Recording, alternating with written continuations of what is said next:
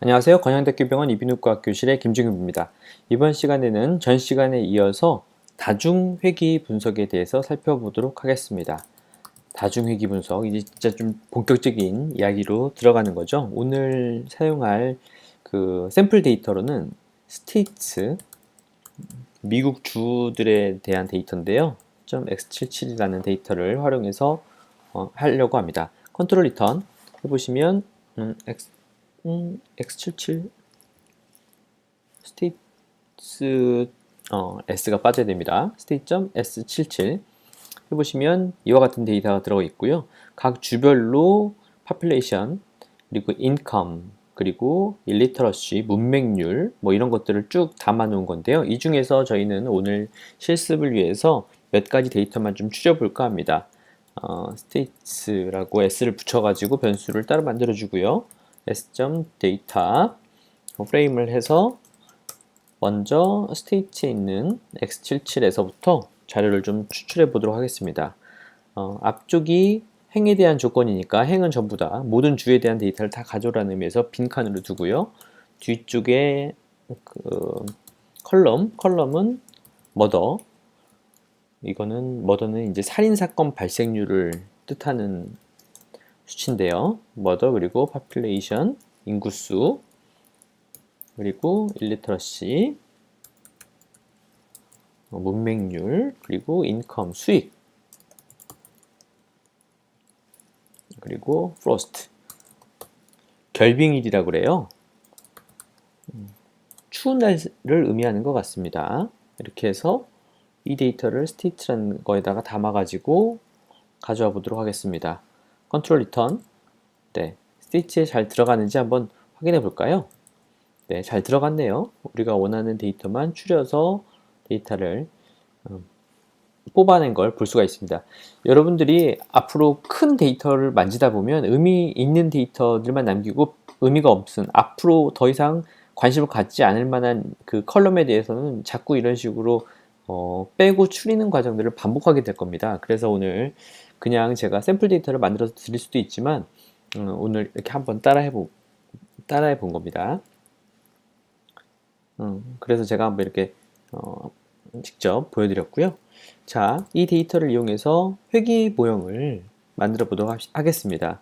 마찬가지로 fit이라는 변수를 설정하고 리니어 모델에서 murder, 살인율이 과연 나머지 population과 그리고 illiteracy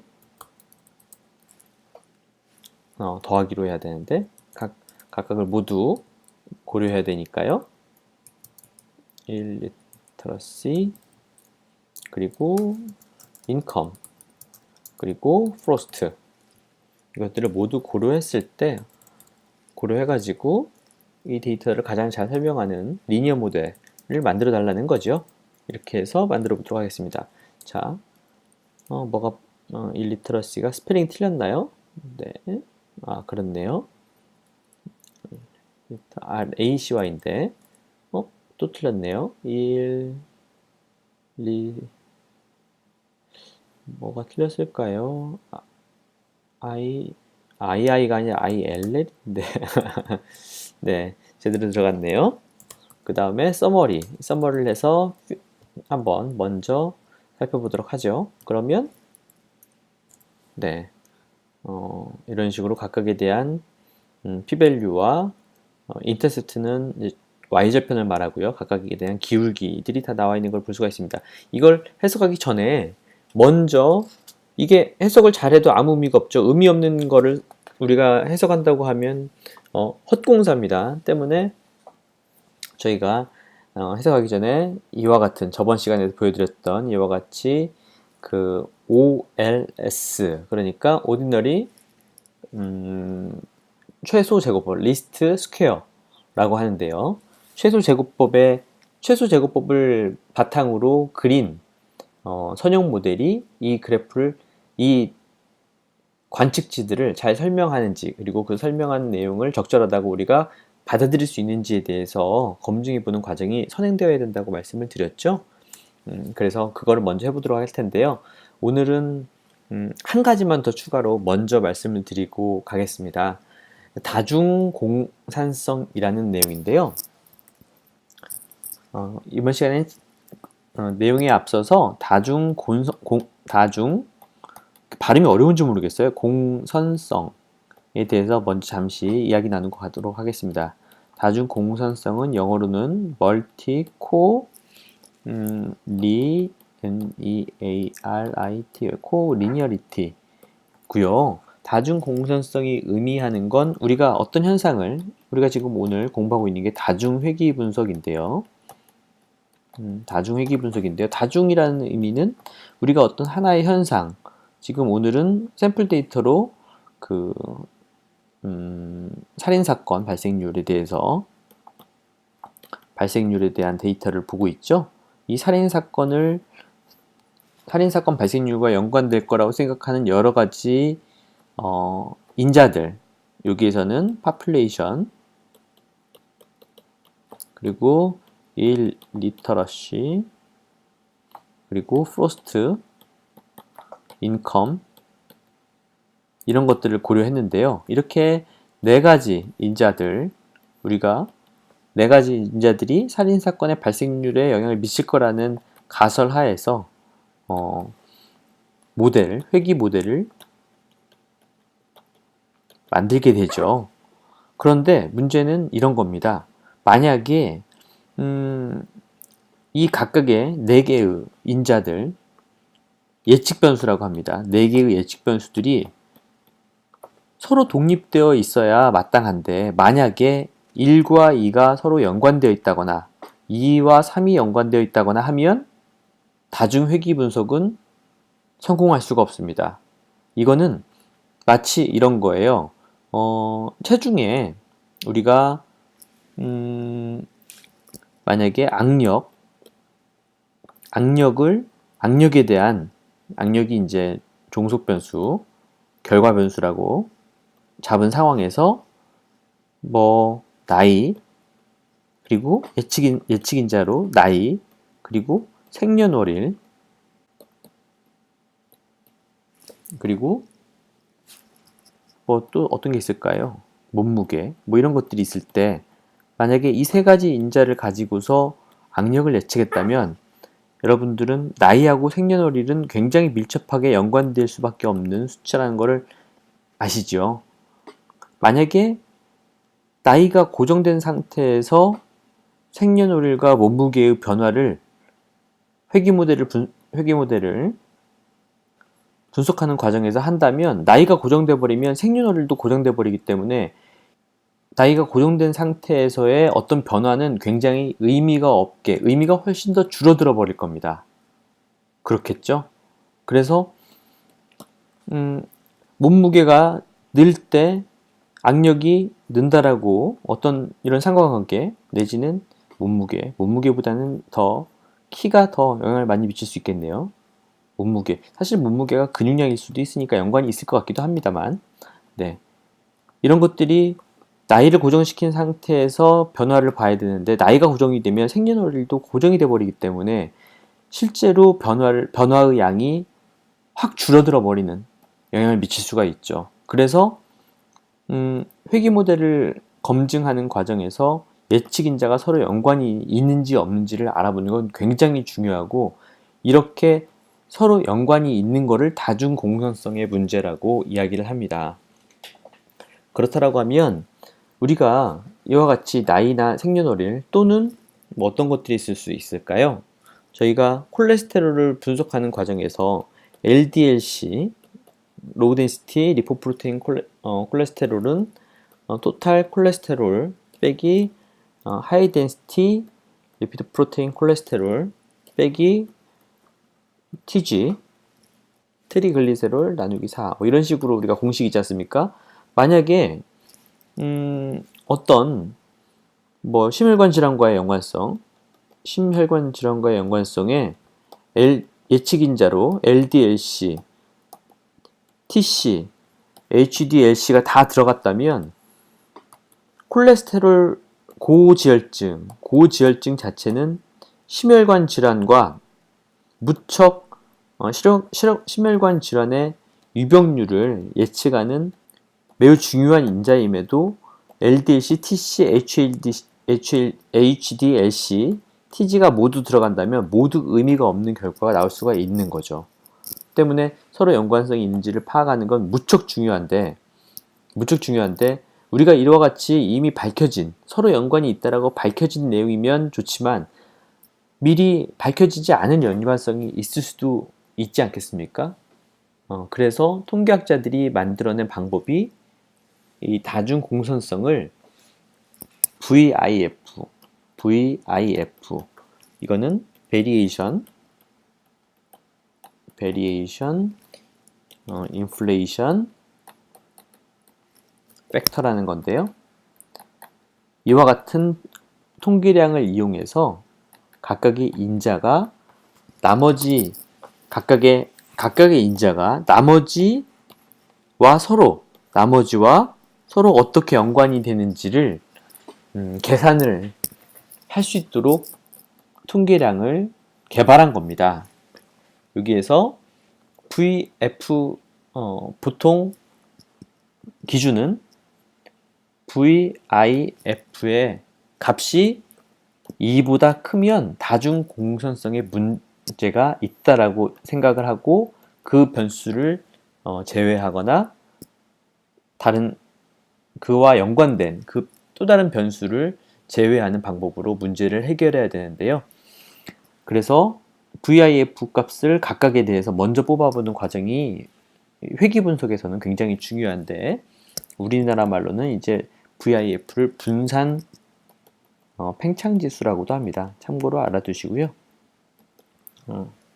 뭐 자꾸 깜빡거리니까 아이튠즈는 왜 자꾸 깜빡거리는지 모르겠네요. 음악 들을 일이 없는데 지금은. 그래서 이거를 알아보는 방법이 함수로 만들어져 있습니다. 카라는 패키지에 들어 있습니다. 먼저 install.packages 해서 카라고 실행을 해서 설치를 해주시고요. 이게 가끔 문제가 잘 안 뜨는 경우가 있거든요. 혹시나 모르니까 이렇게 디펜던시 카 패키지를 설치할 때 추가적으로 필요한 게 있으면 다 같이 한꺼번에 설치해 주라는 의미입니다. 그래서 컨트롤 리턴 해서 설치를 해주시고요.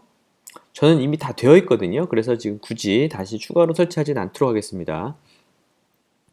이렇게 한 다음에 그 다음에 실행을 해줘야죠. 라이브러리 카 실행을 해주시고 카 패키지 안에 있는 VIF라는 함수를 이용해서 fit 값을 넣어주면 됩니다. 그렇게 해주면 컨트롤 리턴 우리는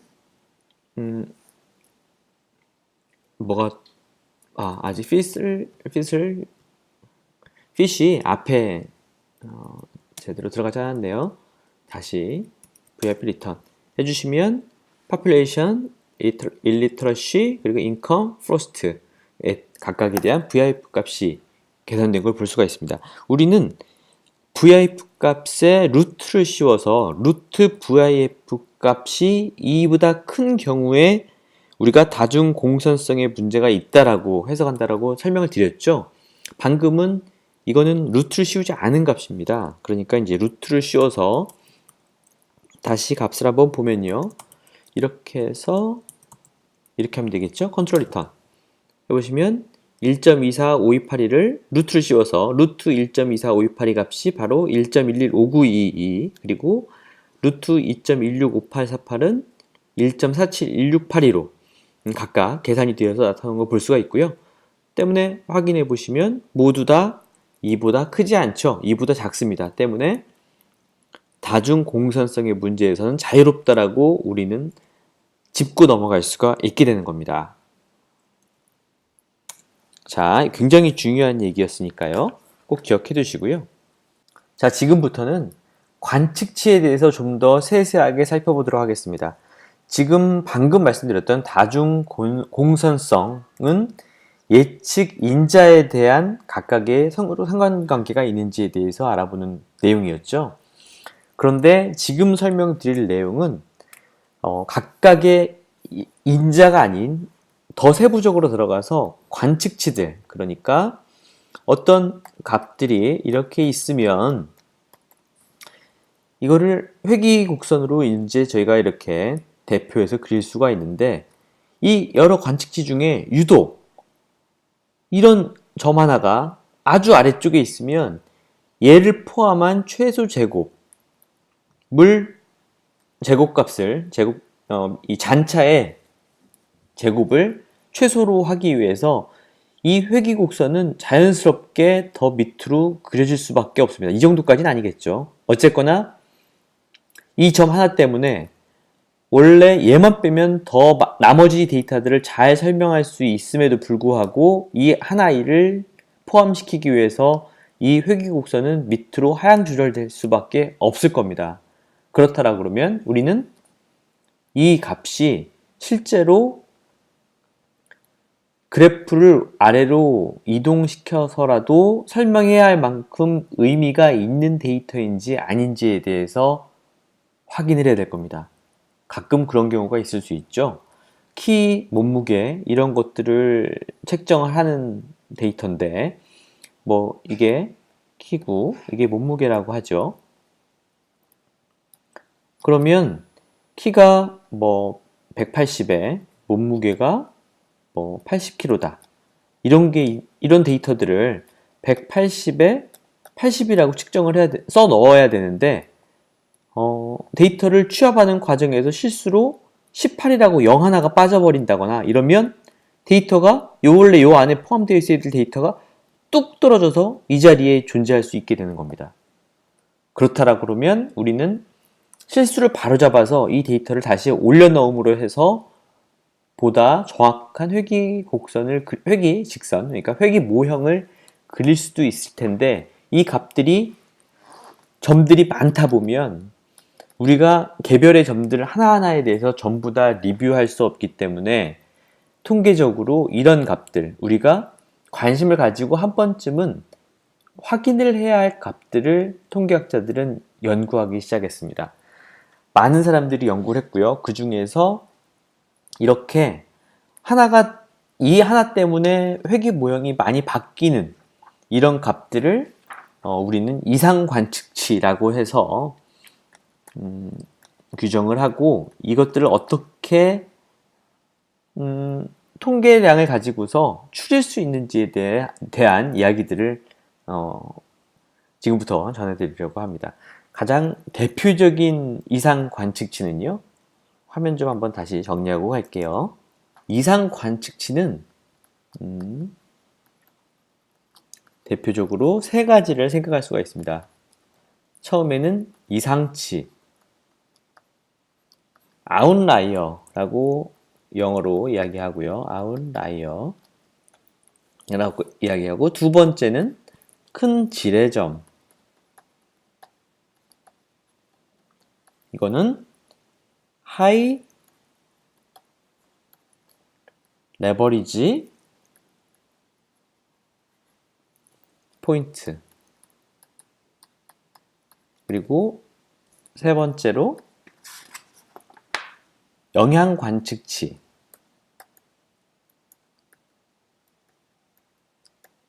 라고 해서 influential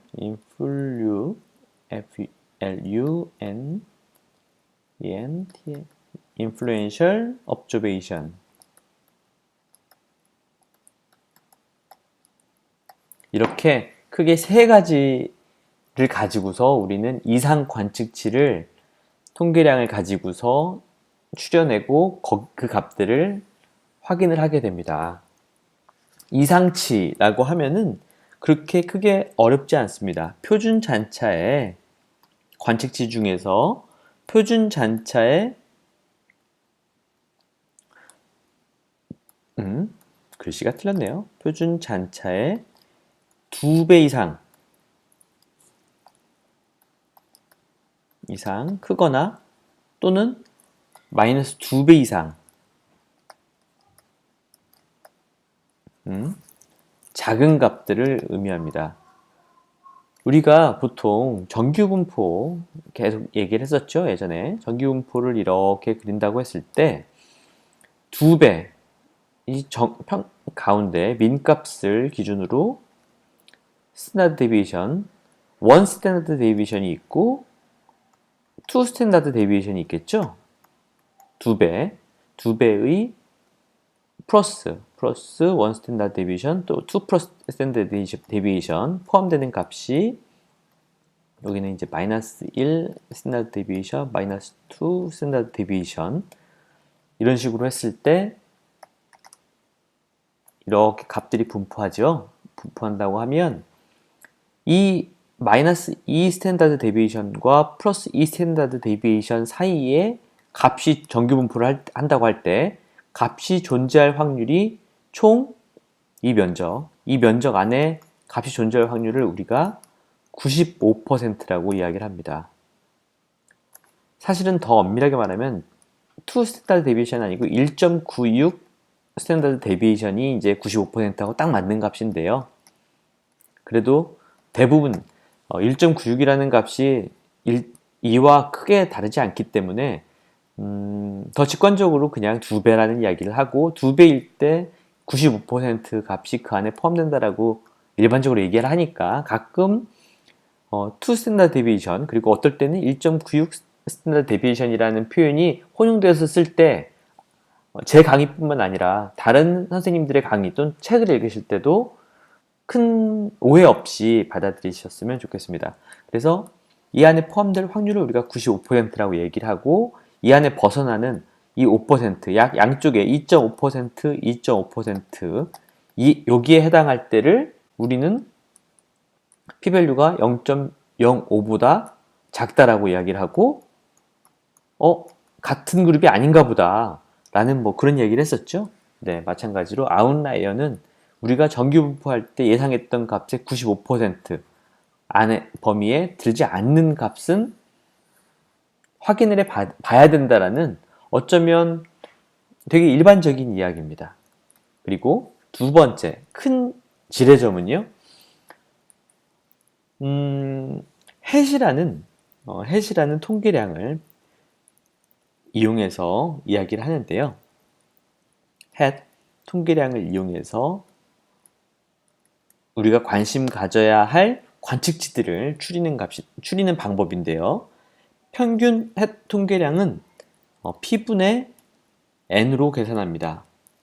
여기에서 P는 인자의 숫자들이에요. 인수들의 숫자, 절편을 포함해서. 그러니까 인수들의 숫자.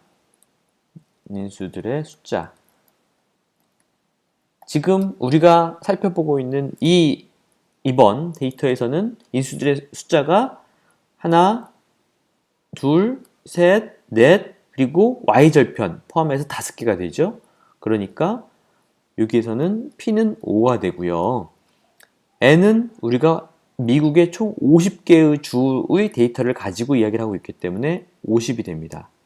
때문에 10분의 1, 0.1이 평균 햇 통계량이 되게 되고요. 이때 평균 햇 통계량보다 약 2배에서 3배 이상이 되는 관측치가 있다면 이 관측치에 대해서는 관심을 가지고 이거는 다시 한번 혹시나 실수가 없는지 살펴봐야 한다라는 방법입니다.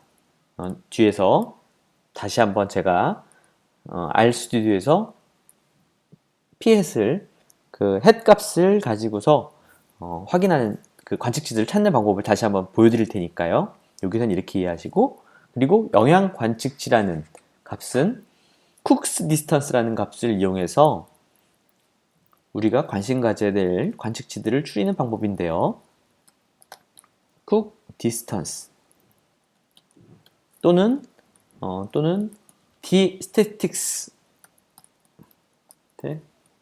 statistics라고 일컫는 방법인데요.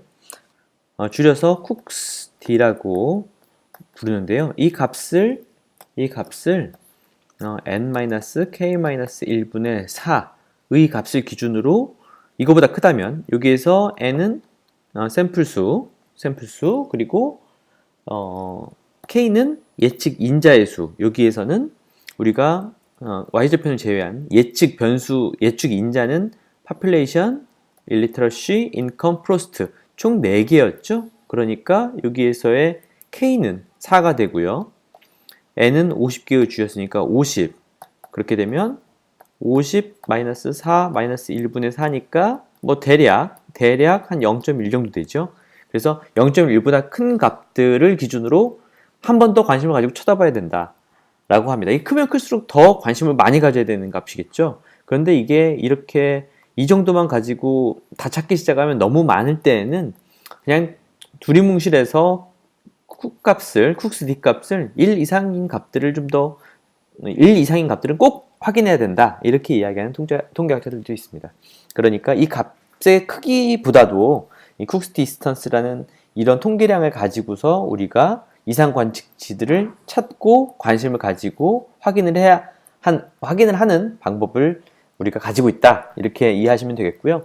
이번 영상이 조금 길어지고 있는 관계로 이상 관측치에 대한 설명에서 잠시 자르고 다음 영상에서 이상 관측치들을 RStudi오에서 확인하고 검증하는 방법을 알아보도록 하겠습니다. 손님이 오셨네요. 이번 영상 여기서 마치겠습니다. 지금까지 경청해 주셔서 감사합니다. 광양대학교 병원 이비인후과 교육실의 김정유비였습니다.